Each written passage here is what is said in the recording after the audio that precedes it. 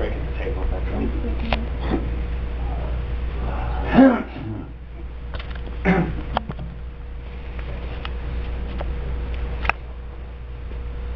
Speak the speech, I pray you, as I have pronounced it to you, trippingly on the tongue, because if you mouth it, as many of your players do, I had as lief the town crier spoke my lines, and do not saw the air too much with your hand thus, but rather use all gently. For in the very torrent, tempest, and as I may say, whirlwind of your passion, you must acquire and beget a temperance that may give it smoothness. Oh, it offends me to the soul to hear some robustious, periwig-pated fellow tear a passion to tatters, to very rags, just to split the ears of the groundlings, who, for the most part, are capable of nothing but inexplicable dumb shows and noise. Should have such a fellow whipped for overdoing termagated. Out Herod's Herod, and I pray you, avoid it. Good. Freeze 1 second. Stay up there. I suck, huh? No, you don't suck. You don't suck. Now, here's what I want you to do. Every instruction that you give, do not saw the air. Right. I want you to go into a demonstration of that direction. Right. If you're talking about trippingly on the tongue, let's hear that. Every direction, define it, okay? Okay. Be it bigger. Right now, it's kind of casual. Yeah. This guy, don't forget, he's the Prince of Denmark. He's a powerful figure. Right. All right, let's do it again. But this time, really instruct them. Give them instruction. No, I quit. Dominated.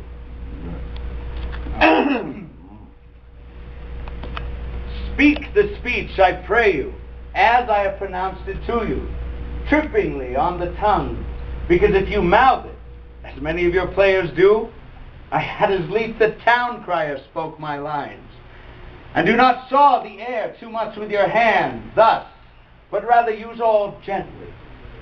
For in the very torrent, tempest, and as I may say, whirlwind of your passion, you must acquire and beget a temperance that may give it smoothness. Oh, it offends me to the soul to hear a robustious, periwig-pated fellow tear a passion to tatters, just to very rags, just to split the ears of the groundlings, who for the most part are capable of nothing but inexplicable dumb shows and noise. I should have such a fellow whipped for overdoing termagated. Out Herod's Herod, and I pray you, avoid it. But be not too tame neither. Let your own discretion be your tutor. Suit the action to the word and the word to the action. With this special observance, may you overstep not the modesty of nature. For anything so overdone is from the purpose of playing, whose end, both at the first and now, was and is to hold as 'twere the mirror up to nature, to show virtue her own feature, to scorn her own image, and the very age and body of the time his form and pressure. Now, this overdone or come tardy off, though it make the unskillful laugh, cannot but make the judicious grieve. The censure of which one must in your own allowance outweigh a whole theater of others. Oh, there are players that I have seen play, and heard others praise, and that highly, not to speak it profanely, that neither having the accent of Christians, nor the gait of Christian, pagan, or even man, have so strutted and bellowed that I thought some of nature's journeymen had made men, and not made them well. They imitated humanity so abominably. Reform this altogether. Reform it altogether. And let those who play your clowns speak no more than is set down for them. For there be of them who will themselves laugh to try to set on some quantity of barren spectators to laugh too.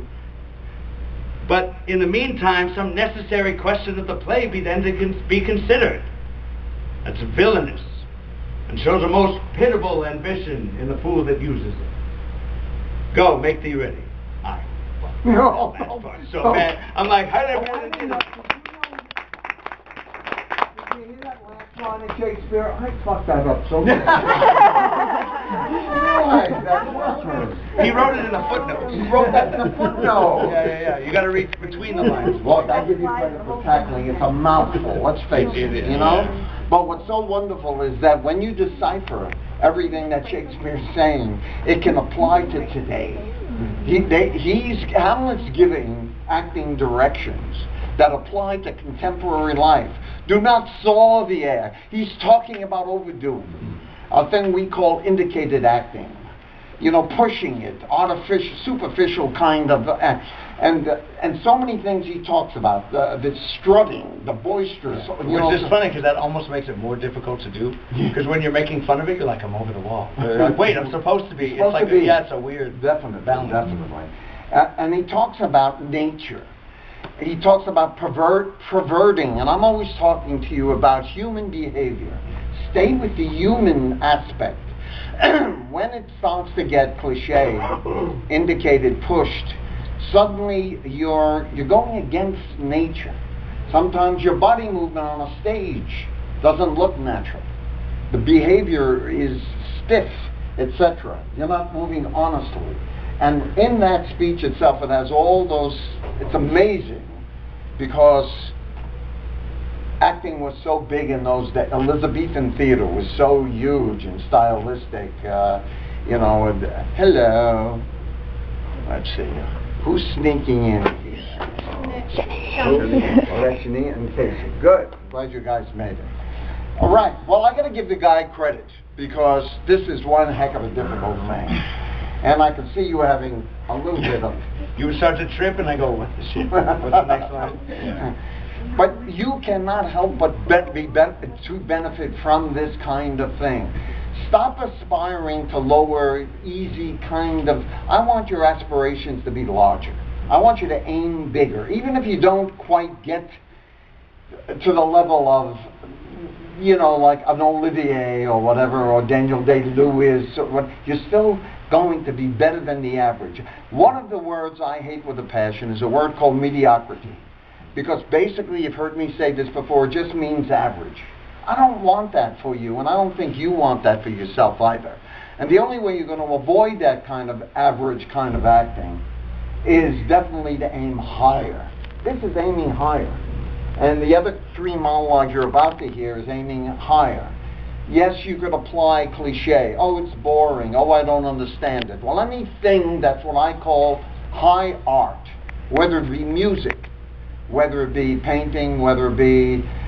there is much more, it's more sophisticated, intellectual, and it does take an effort. Shakespeare takes an effort. It's not a part of our culture. That's why the English is so brilliant. They were born into it. You know, we weren't, so we have to work harder at it. But you cannot but benefit by tackling. Take it as a challenge. Thanks, Mike. I appreciate it.